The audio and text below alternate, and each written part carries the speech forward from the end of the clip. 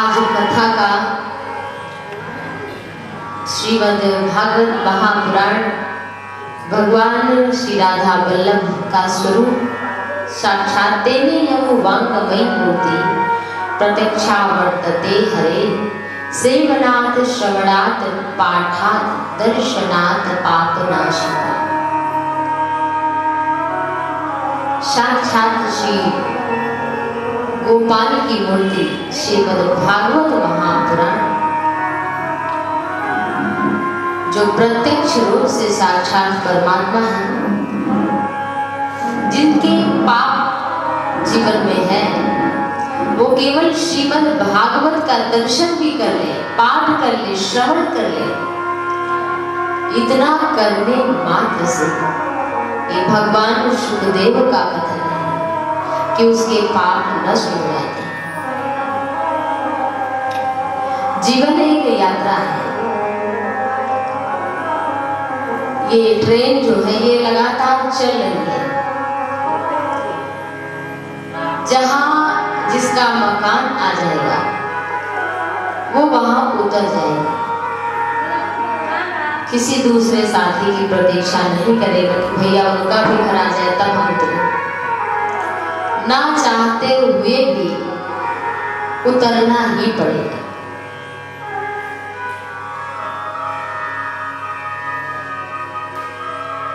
हम सभी सब कुछ जान चुके हैं, लेकिन जिनके पास जाना है उनको जाना ही नहीं है। सब कुछ तो जाना, लेकिन जिनके पास जाना है उनको हमने जाना है। और जीवन ऐसे ही चला गया, बीत गया, और जो कुछ बचा है कलिकाल ऐसा प्रबल है कि इसकी माया में, भगवान के इस प्रपंच में सब हम सभी अज्ञानी जन उसको सत्य मानकर इस तरह रमे हैं कि लगता है कि ये सब कुछ कभी छूटने वाला नहीं है। लेकिन ये बिल्कुल ही असत्य है। उसी प्रकार जैसे एक निर्धन व्यक्ति सपना देखे और सपने में देखे कि वो उसके पास बड़ी बड़ी गाड़ियां हैं, आलीशान मकान है, वो राजा बन गया है, चक्रवर्ती सम्राट बन गया, बड़ा खुश है कि तो मैं बड़ा अमीर हो गया। लेकिन जब सुबह उठा तो उसे वही झोपड़ी मिली, वही टूटे फूटे बर्तन मिले। तब उसे लगा अच्छा मैंने तो सपना देखा था। ऐसे ही हम सभी की स्थिति है। जानिए तब ही जीव जग जागा, और जब सब विषय विलास विरागा। तभी जानना चाहिए कि जीव जगा है जब सभी प्रकार से उसे वैराग्य हो जाए। लेकिन हम सभी तो घोर निद्रा में सोए हैं। और बताओ यहाँ भगवान की कथा होती है, लेकिन समय पर कोई पहुंचना नहीं चाहता। कोई 6 बजे पहुंचता, कोई 6:30 बजे पहुंचता, और चाहता है कि भगवान उसे पूरा फल दे कथा का। तो अगर पूर्ण फल चाहते हैं तो हमें भगवान को पूरा समय भी देना पड़ेगा। और यहाँ तो जैसे तैसे कट जाएगा, लेकिन वहां कैसे कटेगा? वहां कौन सहायक होगा? वहां ये होगा भैया 50,000 ले लो, इनको छोड़ दो, तो ये भी व्यवस्था नहीं है। तो कल कथा में आप सभी ने सुना था, जितने लोग हैं वो श्रद्धा भक्ति भाव से कथा श्रवण करें। कल की कथा में आप सभी ने सुना था मनु महाराज कैसे प्रकट हुए और उनके पुत्र पुत्रियों की कथा।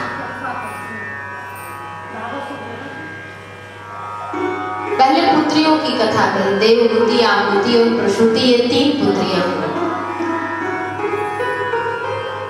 देवहूति कर्दम ऋषि को ब्याही, आहुति रुचि प्रजापति को, और प्रसूति दक्ष प्रजापति।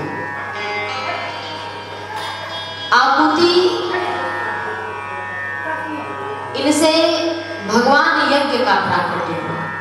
बोले यज्ञ भगवान की जय। और जो देवहूति है उनका विवाह कर्दम ऋषि से हुआ। ये कथा विस्तार से पूछी है राजर्षि परीक्षित ने, क्योंकि कर्दम ऐसे ऋषि हैं जिन्होंने पत्नी को पाने के लिए तपस्या किया। ऐसे तो आप सभी देखते हैं कि देवियां, कन्याएं, महिलाएं ही ज्यादा पूजा पाठ करती हैं, लेकिन कर्दम ऋषि ऐसे हैं जिन्होंने 10,000 वर्षों की तपस्या की। क्योंकि 2-3 महीने की बात तो होती नहीं है भाई। विवाह जो है ये तो आप 40 साल रहे, 20 साल रहे, 30 साल रहे, जितने सालों तक एक ही कमरे में, एक ही घर में आपको जितना जीवन होगा वो एक ही साथ में बिताना पड़ेगा। तो विचार अगर नहीं मिलेंगे, शरीर का कुछ अगर भिन्नता है शरीर की, पति पत्नी में वो कम सुंदर हो जाना, आयु का भी फर्क हो जाए तो शायद चल जाता है, लेकिन अगर विचारों की भिन्नता हो जाती है तो गृहस्थ जीवन डगमगा जाता है और चाह करके भी संसाधन होते हुए भी सुख की अनुभूति नहीं हो पाती। तो कर्दम ऋषि ने सोचा कि हम गृहस्थ जीवन में प्रवेश करें, लेकिन उससे पहले हम भगवान आराधना करें। ऐसा नहीं कि जब लोग कहते हैं भक्ति का बना कोई बूढ़े हो गए तो भगवान का भी नाम ले, भाई मौत तो किसी का इंतजार करेगी नहीं, इसलिए समय पर विवाह से पहले भी आदमी मर जाता है। कितने लोग मर जाते, विवाह भी नहीं पाता। तो कर्दम ऋषि ने 10,000 वर्षों तक तपस्या की और फिर भगवान प्रकट हुए और भगवान से क्या मांगा कि हमें सुंदर पत्नी चाहिए जो आपको जन्म दे सके।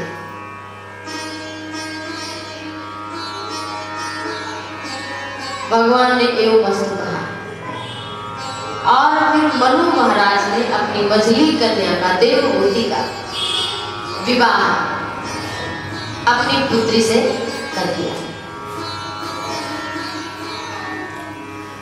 ब्रह्मा जी के जो मानस पुत्र थे उनमें केवल नारद जी को छोड़कर और सभी का विवाह हुआ। ब्रह्मा जी के सभी पुत्रों के साथ में कर्दम ऋषि की पुत्रियों का विवाह हुआ है, सभी उनकी कन्याओं का। लेकिन विवाह के बाद भी कितना संयम था, नियम था इनके जीवन में, जरा ये देखने की बात है। विवाह हुआ, आजकल तो लोग कहां कहां घूमने के लिए चले जाते हैं तुरंत, लेकिन कर्दम ऋषि विवाह के पश्चात तपस्या में लीन हो गए। हड्डियां अस्थियां मात्र बची रही विवाह के बाद, और जब नेत्र खुले तो देवहूति, तब तक उन्होंने अपने बालों को नहीं बांधा था, नई साड़ी नहीं पहनी थी। कई वर्ष बीत गए तपस्या में। जब नेत्र खोले तो इतना भूल चुके थे कि बोले कि देवी आप कौन हैं? देवहूति ने कहा मैं आपकी दासी हूं।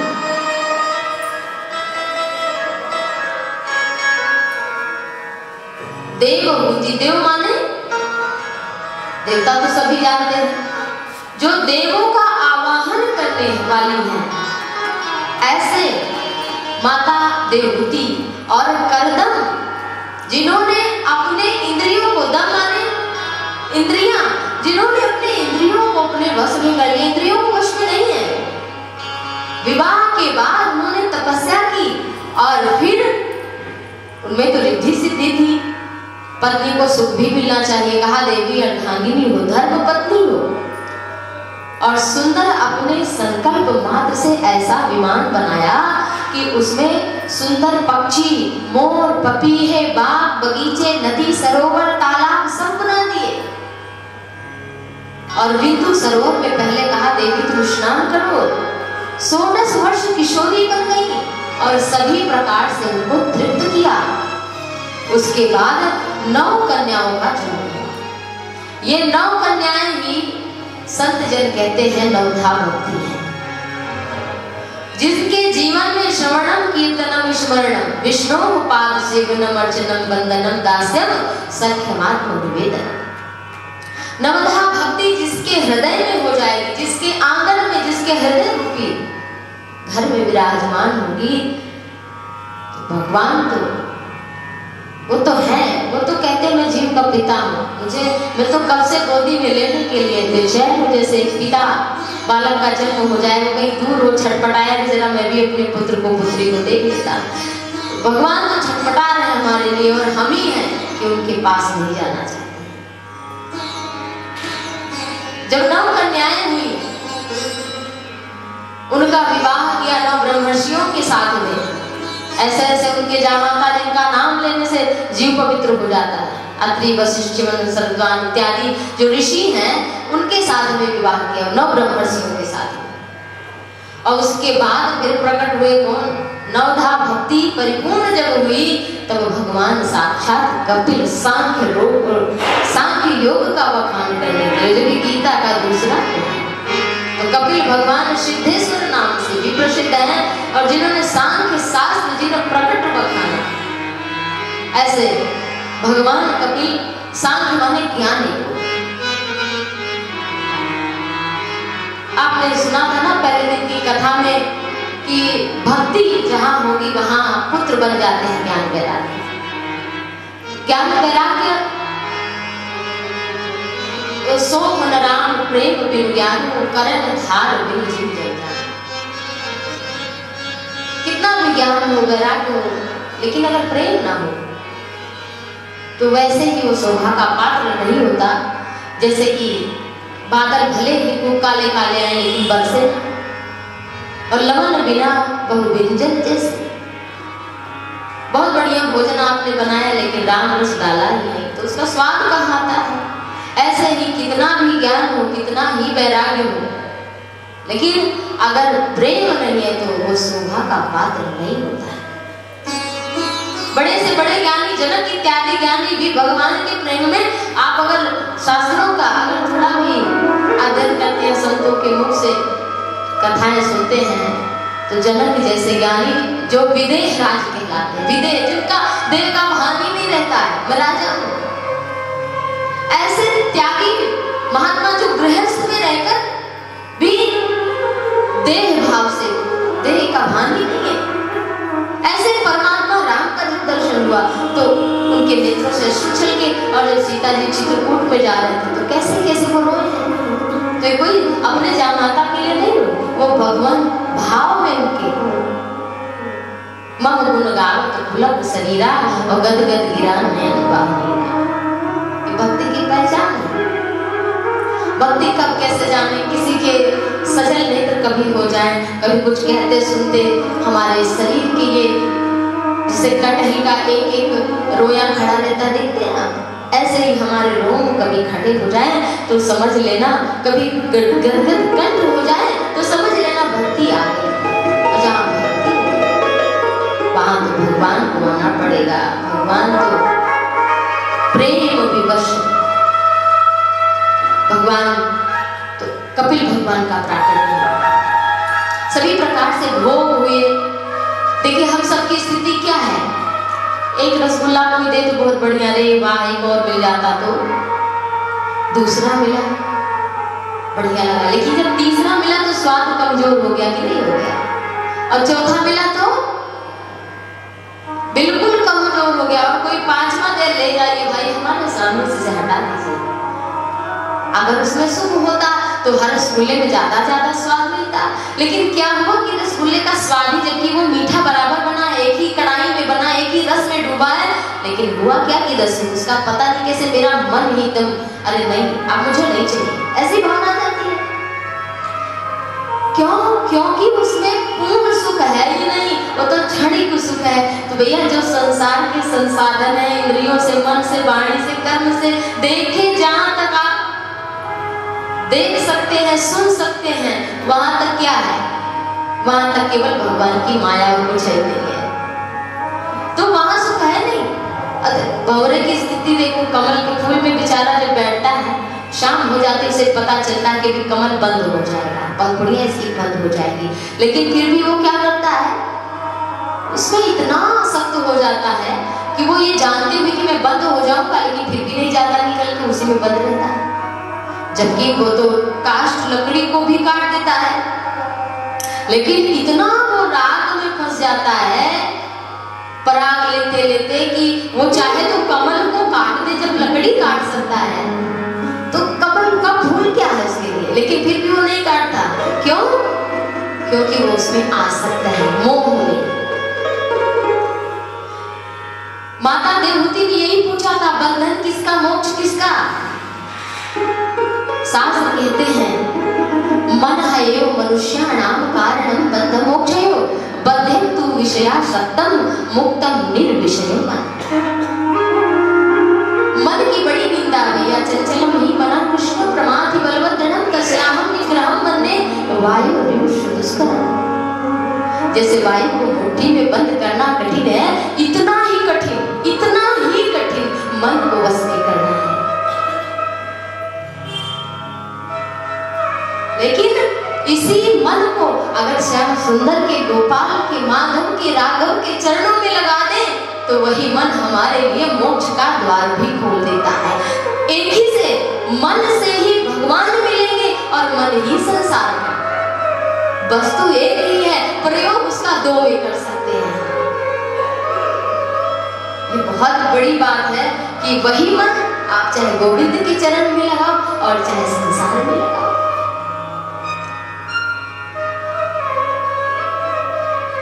बहुत सुंदर, इतनी आनंदित कथाएं हैं। देखो ये जो नवम स्कंद तक की कथा है ना, ये नींव है भागवत की, श्रीमद् भागवत की नींव है।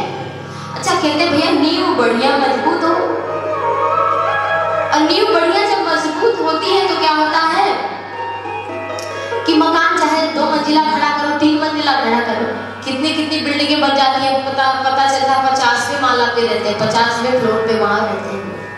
इतनी ऊंची ऊंची मंजिलें इमारतें बनती हैं। क्यों? क्योंकि उसकी नींव बड़ी मजबूत बनाई है।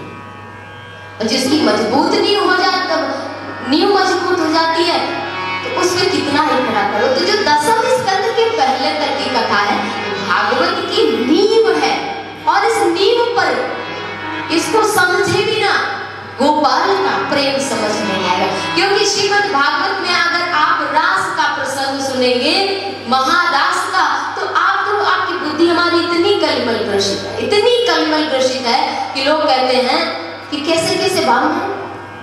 शंकर जी को कहते हैं, अरे खुद चिलम पीते हैं तो कहते हैं तो शंकर जी की बूटी है। कहते हैं अरे शंकर जी की तो पीते थे। एक ने कहा भैया पी लीजिए, कहा अरे शंकर जी की बूटी ही तो है। तो संत ने कहा कल आप कहेंगे शाम लाएंगे पहन लीजिए। शंकर ने हार भी पहना था, फिर क्या करेंगे। एक शराबी बोला, शराब बहुत पीता था, और बोला कि अरे पी लीजिए, बड़े सज्जन व्यक्ति थे, हमसे बोला अरे पी लीजिए, क्या है, जूस ही तो है फलों का। एक ने कहा कि भैया क्या बताएं, जुकाम तक चला जाता है, एक बार जरा सा पी लीजिए, जूस का जूस है फलों का, जो लोग पीते से जुकाम चला जाता है। कहा भैया हमने तो ऐसे कभी बात नहीं सुनी। लोग अपना अपना तर्क देते हैं भगवान के लिए, अपने स्वार्थ को सिद्ध करने के लिए। तो उसने कहा सही बात है, यहाँ लोगों की जमीन चली गई, जायदाद चली गई, तो जुकाम चला जाए तो इसमें कोई छोटी बात थोड़ी ना, बड़ी बात थोड़ी ना, तो बहुत छोटी सी है। अरे जब शराब जमीन चली जाती है, जायदाद चली जाती है, घर चला जाता है, मकान चला जाता है, तो जुकाम चला जाए इसमें कोई ये बहुत बड़ी बात नहीं। तो लोग अपने अपनी तरह से कथा के लिए, भगवान के लिए भी नाना प्रकार के तर्क देते हैं। जबकि संशय कभी हो तो हमें संतों के पास जाना चाहिए, चर्चा करना चाहिए और स्वाध्याय करना चाहिए। लेकिन अपने स्वार्थ को सिद्ध करने के लिए ऐसा नहीं करना चाहिए। तो मन की बड़ी बात है, मन के हारे हार है और मन के जीते जीत, और मन ही मिलावट राम सो मन ही करत भजी, और मन के मारे बन गए और बन तजी बस्ती माई, और कह कबीर मन लाल जी यह कहूँ ठहरत ना, यह कहूँ ठहरत ना। मन की गति है अटपटी और झटपट लखै न होए, और जब मन की खटपट मिटे तो चटपट दर्शन। भगवान कहीं थोड़ी ना गए हैं, वो तो हमारे भीतर हैं। जैसे हिरण कस्तूरी को उसकी नाभि में है, लेकिन बेचारा इतना महकता है कि जंगल जंगल घूमता है, मर भले जाए पाता नहीं है वो, जबकि उसके भीतर ही है। ऐसे ही भगवान जैसे सब जगह हैं, लेकिन जो उनके ध्यान का, जो उनके अनुभव का स्थान है, वो हमारा हृदय है तो सब जगह भगवान। आप गाय है तो गाय में तो सब जगह दूध होगा, तभी तो दूध उसके स्तनों से निकलता है। मतलब गाय के स्तनों में दूध कहाँ से पहुंचता, चारा खाती है रसों से, फिर कहाँ पहुंचता, फिर हम सभी पीते हैं। ऐसे ही भगवान यत्र तत्र सर्वत्र हैं, लेकिन जो अनुभव योग्य सबसे श्रेष्ठ स्थान है वो व्यक्ति का, मनुष्य का, हमारा हृदय। भगवान का घर हमारा हृदय है, इसलिए भगवान हृदय में। संतों का ऐसा कथन है, गुरु कृपा से जैसा सुना है वैसा हम आप सभी के समक्ष कहने का साहस कर रहे हैं। तो मन की ही बात है भाई। और कहते हैं भगवान सुखदेव राजर्षि परीक्षित से कि पहला जो मार्ग है मन को ठीक करने का, और बंधन किसका, मोक्ष किसका, तो ना बंधन है ना मोक्ष, ये तो खुला ही है। एक बार कबीरदास जी से कुछ लोगों ने कहा कि हमें इस जंजाल से मुक्त करिए, माया से। तो उन्होंने वो बटवृक्ष के नीचे बैठे थे, जो जड़ें लंबी लंबी निकली रहती, उन्हीं को पकड़ लिया उन्होंने। तो शिष्यों से बोला कि हमें छुड़ाओ, जो लोग आए थे हमें छुड़ा दो उससे। तो बोले कि गुरुजी आप कैसी बात करते हैं महाराज, आपने क्यों पकड़ा है, आपने पकड़ा, आप छोड़ दीजिए। तो कहा यही तो बात है, आपको माया ने थोड़ी पकड़ा है, आपने पकड़ा है। तो बंदर होता है, जो बंदर पकड़ने वाले होते हैं, वो लोग क्या करते हैं बंदर को पकड़ने के लिए कि इतनी सकरी मटकी वगैरह रख देते हैं, चना उसमें रखे कि उसमें हाथ चला जाता है, और बंदर का जब हाथ चला जाता है तो मुट्ठी बंद कर लेता है निकालने के लिए। लेकिन जब निकालना होता है तो बंद किया रहता है, तो बंदर पकड़ने वाले बंदर पकड़ लेते हैं, उतनी देर में वो भाग पाता नहीं है। अच्छा उसका हाथ थोड़ी ना फंसा, लेकिन वो हाथ खोलता ही नहीं, जैसे गया वैसे ही आ जाएगा। लेकिन लोभ के कारण वो बंदर पकड़ जाता है। क्यों? क्योंकि उसका हाथ मटकी में खोलना नहीं चाहता, न तो बंधन है ही नहीं। और जो इसका पहला साधन है वो है सत्संग, संत का संग। संत संग अपवर्ग कर, कामी कर भवपंथ। कहानी संत कवि कोविद, श्रुति पुराण सदग्रंथ।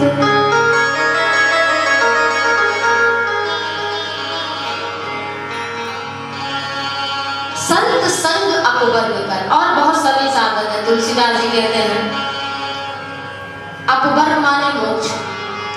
तो जो मोक्ष पाना चाहे, भगवत प्राप्ति करना चाहे, मोक्ष भी भगवत प्राप्ति है और भक्ति भी भगवत प्राप्ति है। मोक्ष में क्या होता है कि जीव ब्रह्म ही बन जाता है, साक्षात परमात्मा में मिल जाता है। और जो भक्ति है उसमें थोड़ा सा स्वामी और सेवक का भाव बना रहता है, बस इतना सा फर्क रहता है। तो संत संग अपवर्ग कर, केवल संत का, जो महात्मा जन है उनका साथ कर लेना ही मोक्ष प्राप्ति है। और काम ही कर भव, जो कामनाओं में ग्रसित व्यक्ति है उसका साथ करना ही नरक का द्वार है। और कहता कौन है, कहाँ संत कवि कोविद श्रुति पुराण सदग्रंथ। वेद पुराण कवि कोविद विद्वान, ये सभी कह रहे हैं इस बात में। भक्ति तीन प्रकार की बताई, एक सात्विक, एक राजसी, एक तामसिक। सात्विक भक्ति वो है जो परमात्मा को प्रसन्न करने के लिए की जाती है। राजसी भक्ति वो है जो भेदभाव से की जाती है। राम है, ये कृष्ण है, ये माता है, पिता है, इस तरह से भेदभाव। तामसी वृत्ति, ईर्ष्या द्वेष रहते हुए भी भक्ति, जो नाम लेना वो भी भगत ही है भैया, लेकिन वो तामसी है। और निर्गुण ब्रह्म की उपासना मतलब अखंड तैल धारा, एक पल के लिए भी उसका मन टूटे ना, ऐसा भक्त वो निर्गुण भक्त है, वो सर्वश्रेष्ठ सात्विक से भी। सतोगुण यद्यपि हमें देवत्व की प्राप्ति कराता है, परंतु एक समय ऐसा आता है कि जब महापुरुष सत रज तम के तीनों गुणों से ऊपर उठ जाते हैं, उनकी दृष्टि में तीनों ही क्षुद्र हो जाते हैं, क्योंकि ना उन्हें देवत्व चाहिए और ना उन्हें संसार का राजस भोग चाहिए और ना तमोगुण की बातें। लेकिन ऐसा नहीं कि उसके लिए करते हैं, वो इन तीनों से इनको छोड़ ही देते हैं, और जो भगवान से जुड़ जाता है उनके पास ये तीनों सत भी नहीं आता, रज भी नहीं आता, तम भी नहीं आता। बोले बांके बिहारी लाल की जय। और उसके पश्चात पूछा माता देवहूति ने भगवान कपिल से कि ये जीव गर्भ में कैसे आता है, ये किस तरह से माँ के गर्भ में रहता है और क्या क्या करता है। तो कहा पिता का आश्रय लेकर के हर जीव चाहे किसी भी योनि में हो वो माँ के गर्भ में जाता है। जब एक रात्रि के हम सभी थे, केवल एक रात्रि के, तो क्या नाम पड़ा था हम सबका, ये भगवान शुकदेव कहते हैं राजर्षि परीक्षित। कललम त्वेक रात्रेण पंचरात्रेण बुद्बुदम् दशाहेन तु करकन्धु पेषण्डं वा परम्। कललम त्वेक रात्रेण, जब एक रात्रि के थे तो हम क्या थे, बिंदु मात्र, एक बिंदु थे। कललम त्वेक, त्वेक माने एक, केवल एक रात, त्वेक रात्रि। और देखो 5 रात के श्री माँ के गर्भ में थे, 5 दिन के हो गए थे, तो कैसे वे बुदबुदा बन गए थे। देखो हमारा रूप कैसा था, बुदबुदा। जो पानी बरसता है, थोड़ी तेज बारिश हो जाती है तो बूंदे जब पड़ती है तो थोड़ी बड़ी बड़ी बूंदे हो जाती है ना, बुदबुदा जैसी, तो उतना हमारा रूप था। पहले बिंदु थे हम, और बिंदु से कृपा सिंधु तक पहुंचने की कथा है। हम सभी बिंदु हैं और बिंदु से कृपा सिंधु तक पहुंचने का ये मानव शरीर है। कललम त्वेक रात्रेण पंचरात्रेण बुद्बुदम् और दशाहेन तु करकन्धु, 10 रात्रि के थे तो बेर के समान थोड़ा अंडाकार हो गए। पेषण्डं वा नरः परम्, अंडम 1 मास के जब हुए तो अंडा जैसा हमारा आकार था, मतलब कुछ था ही ना, आत्मा ना बैठा सा कुछ था नहीं, बाद में भी कुछ नहीं रहेगा, बीच में थोड़ा सा दिखता है। लेकिन हे प्रभु आपकी माया कैसी है कि हम इसी में ऐसे फंस गए हैं कि सब कुछ सच मान बैठे हैं। तो ठाकुर की कृपा होगी, यह गुण साधन ते नहीं होई, तुम्हारी कृपा पाओगे। ये जो भगवत प्राप्ति का है ना, ये अगर आप एक बार भी राम का नाम ले रहे हैं, कृष्ण का नाम एक बार भी ले रहे हैं, तो ये आपकी अपनी कोई उपलब्धि नहीं है हमारी, ये तो हमें कृपा पात्र सुना होगा अपनी कबहू करी करुणानंद देहि देते ही सभी लोग हेतु सही, कबहू करी करुणानंद देहि।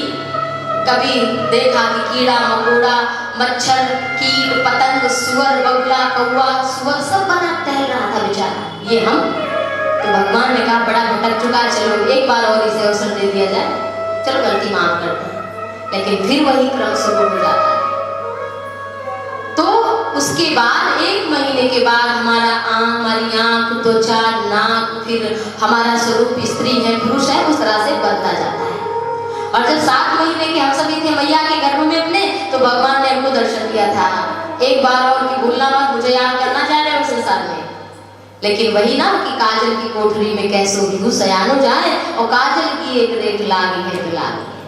ये ऐसी माया कि बढ़िया यहाँ सब काजल ही काजल है और सफेद कपड़ा पहना के भेजा गया, चलो जाओ बिना काजल लगा के आओ, तो समझने के बड़े सावधान हो। लेकिन फिर भी हमें भगवान से, जो हमने 7वें महीने में भगवान की स्तुति की थी अपनी माँ के गर्भ में, उस स्तुति को भूलना नहीं चाहिए। हम सभी ने कहा था हे प्रभु ये अवसर हम जाने नहीं देंगे। और भूल गए सब यहाँ देख करके माया प्रपंच। हम सब इतना आकर्षण यहाँ की स्त्रियों को देखकर, यहाँ के पुरुषों को देखकर, यहाँ की माया को, यहाँ के वैभव, यहाँ की संपन्नता को देखकर हमारा मन इतना मोहित हुआ है, तो भगवान का लोक कितना सुंदर होगा। जरा ये सोचिए, वहां परमात्मा की जो नगरी है, जो वैकुंठ है, जो साकेत लोक है, वो लोग सभी एक ही नाम है, सभी एक ही नाम है ना, भिन्न नाम है, स्थान एक ही है। तो वो कैसा होगा जब यहाँ की माया, तो इससे सुंदर तो वो होगा ही। अच्छा, समझना बहुत कठिन है, ज्ञान होना अलग बात है, लेकिन ज्ञान में जीना ये बहुत बड़ी बात है। इसलिए जब हम जानेंगे तभी तो जी भी पाएंगे, जब जानेंगे नहीं तो क्या जिएंगे। तो इस तरह से हम सभी ने भगवान से वादा किया और उस वादे को भूल गए। वैराग्य कैसे हमें मन को थोड़ा सा समझाना भी चाहिए। जब कभी मन विचलित हो तो कोई आप गीता की, रामचरितमानस की, भागवत की का एक श्लोक, एक चौपाई आप पकड़ लीजिए, या किसी संत का जो भी आपको प्रिय लग रहा हो, जिसकी जीवनी, जिसका प्रवचन या जिसका रूप स्वरूप आपको भा रहा हो, उसकी एक बात सुन लीजिए, उसको कि ये एक सूत्र है, इसको अच्छा एक बार हम उतार कर तो देखें, क्या हमारा चुंबन का विकार मिट रहा है। एक बार ये गोली खा के तो देखें, ये टेबलेट, ये सत्संग, ये पूरी बूटी, ये हम एक बार लेकर के तो देखें। अच्छा भैया, हम लोग कहते हैं सत्संग से होगा क्या? कुछ हो ना हो, लेकिन जब आप कभी बहुत विषाद में होते हैं तब आपको एक जीने का आधार मिलता है, जीने की शक्ति मिलती है, एक थोड़ा सा भगवान पे भरोसा थोड़ा भी होता है तो भी हमारा पतन नहीं होता। नहीं तो व्यक्ति कभी कभी तो आत्महत्या करने तक को सोच लेता है। नानक जी जैसे महापुरुषों ने हमें अपने चरित्र के माध्यम से बताया। तो ये बहुत समझने की बात है, बहुत लंबा है कपिल भगवान का माता देवहूति का आख्यान। और उसके बाद हम सभी जब पैदा हुए, भैया छोटे थे तो खिलौना बढ़िया लगा, नाना तरह के हम मेला गए तो पिताजी के जेब में देखा नहीं क्या है,